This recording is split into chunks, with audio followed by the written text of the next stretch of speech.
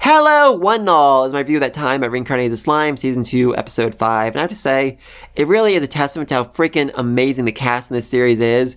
That Rimuru did not appear in this episode at all, and I barely noticed. It just really gave the other characters a chance to shine, especially Yom, who is really the MVP of this episode. I mean, seriously, found out that his teammate is not only not human, but is also a spy, and he barely flinched. In fact, he decides at the exact right moment to declare his love for her and embrace her, even going so far as to say that he will continue to believe her lies until the day he dies, and will make them truth. Oh my freaking god, Yom. That's gotta be my favorite love confession I've ever seen in all of anime. I mean, seriously. That was just so utterly perfect and I loved it. Second MVP though, that's gotta be Gapta. I mean, he walks into a freaking loaded powder keg and manages to almost effortlessly de-escalate the situation.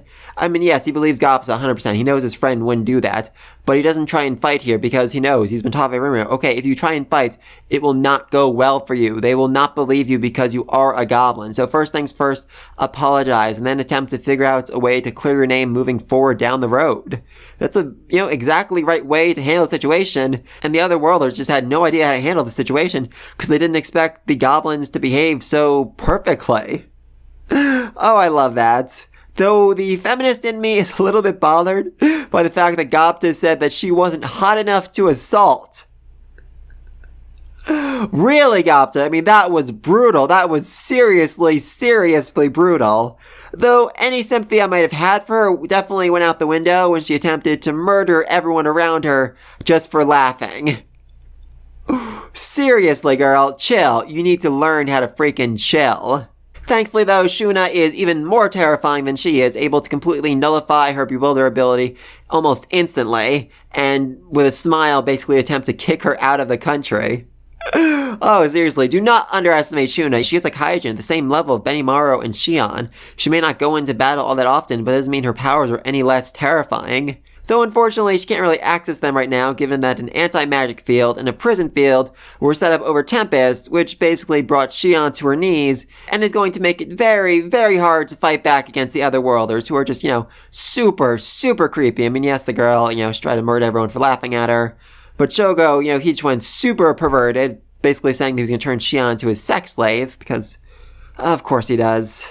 And then we have a third guy, whose name I still have not learned, but yeah, he just gets really freaking creepy whenever he opens his eyes. I mean, seriously. And he's super excited for the chance to start cutting people and killing people. So, yeah, that's bad. That's bad. Then we have Mulan, who I really can't help feeling bad for. I mean, yeah, she royally forks over all of Tempest, but at the same time, Clayman has her heart, so she can't betray him. And even if she wanted to, Clayman knew that she was in love with Yom. She clearly did not report that to him, so he is apparently spying on his spy, meaning that no matter what she does, there's no way she can trick him, no way she can outsmart him here. And if she attempts to do anything, Clayman will come over and murder Yom, murder the man she loved. So in order to protect him and to protect Tempest as a whole, she had to betray them. And really, though, I just love this incantation where she uses the greater magic. I mean, it's beautiful. And she's basically singing as she chants it. It was breathtaking, and I freaking loved it. I know it was super bad for, all of Tempest, but I couldn't help being enthralled by it, basically. It was just so freaking amazing. Though I think the real betrayal, the real heartbreak of this episode has to be when she told Grucius, "I like you as a friend." Oh, that was brutal. That was seriously brutal. Poor Grucius. I mean, this was not a good episode for him. Especially since it turns out that Malim is on her way to go attack his home country. Which is bad. Very, very bad. I mean, really, just speaks to the scale that this battle will be when the Albus said that they needed to send the refugees to Tempest to keep them safe. Oh, seriously, this is going to be Demon Lord versus Demon Lord here. A battle like we have never seen before in this series. Place your bets in the comments. Who do you think's going to win? Beastmaster Carrion or the Dragonoid Malim? Oh, that'll be fun to watch. That'll be very, very fun to watch.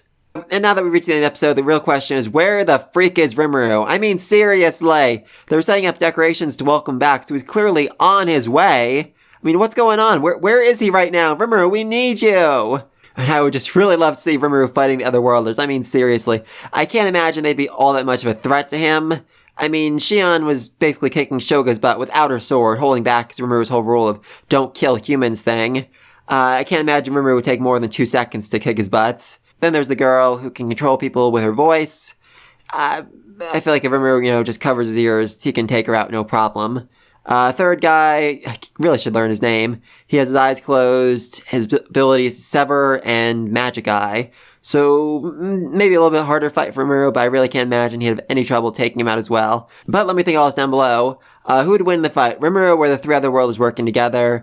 Where exactly is he, and why is he not freaking back in Tempest yet? What do you think's gonna happen? Who's gonna win the fight? Maline versus Carrion. Who is the bigger, badder demon lord? Let me think all this down below. Be sure to like and subscribe to this next video. Until then, peace!